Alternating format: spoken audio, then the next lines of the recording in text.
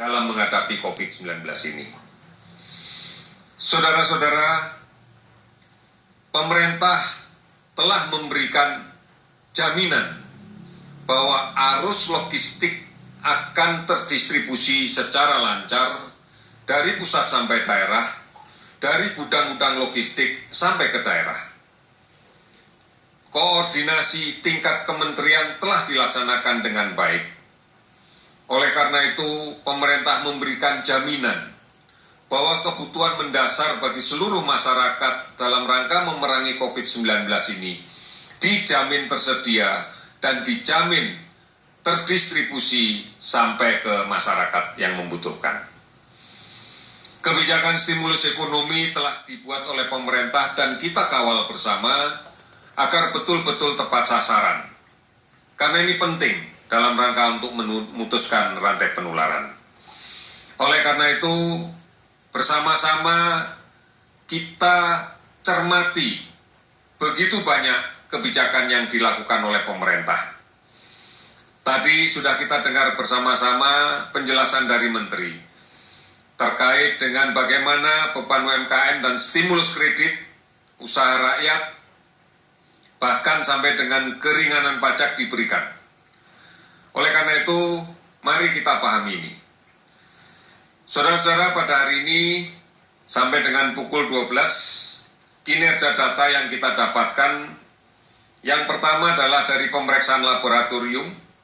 Sudah ada 48 laboratorium yang sekarang ini aktif bekerja, terdiri dari laboratorium yang ada di perguruan tinggi, di jajaran Kementerian Kesehatan, di laboratorium kesehatan daerah, maupun di balai veteriner, dan beberapa lagi di rumah sakit. Spesimen yang sudah kita periksa sebanyak 79.618 spesimen dari 62.544 orang. Kasus positif 9.511 orang. Sementara yang sudah sembuh adalah 1.254 orang.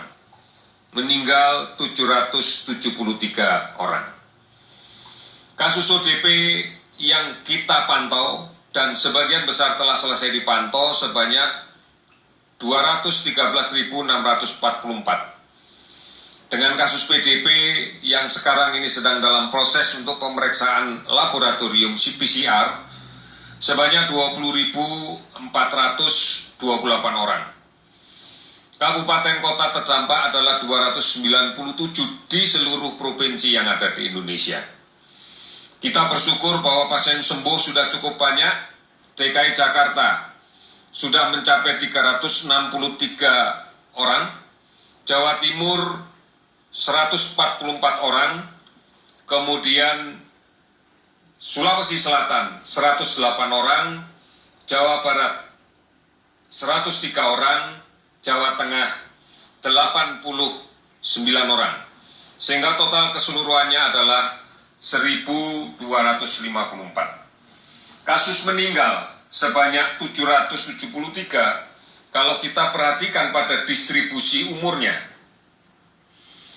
Pada rentang usia 0 sampai 4 tahun 2 orang, pada rentang usia 5 sampai 14 tahun 3 orang, pada rentang usia 15 sampai 29 tahun ada 19 orang, yang terbanyak adalah pada rentang usia 30 sampai 59 tahun sebanyak 351 orang, kemudian rentang usia 60 sampai 79 tahun sebanyak 302 orang, dan rentang usia di atas 80 tahun sebanyak 27 orang.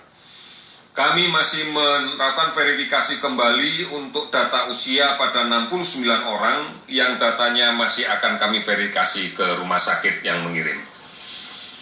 Saudara-saudara, mari kita berpartisipasi secara aktif dalam penanganan COVID-19 dengan memutuskan penularan COVID-19.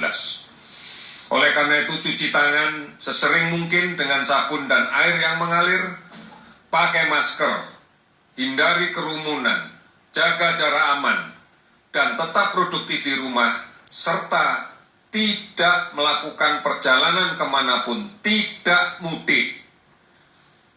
Ini penting, karena kita tidak pernah tahu bahwa perjalanan kita akan aman dari kemungkinan penularan COVID-19.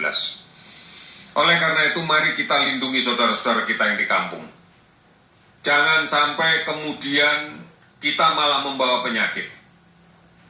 Ini menjadi penting karena kita harus tetap menjaga kampung kita menjadi kampung yang sehat, yang mandiri, dan menjadi bagian penting dari sistem roda perekonomian nasional. Oleh karena itu, mari kita menjadi teladan untuk menyelamatkan keluarga, menyelamatkan tetangga, menyelamatkan lingkungan, dan menyelamatkan bangsa.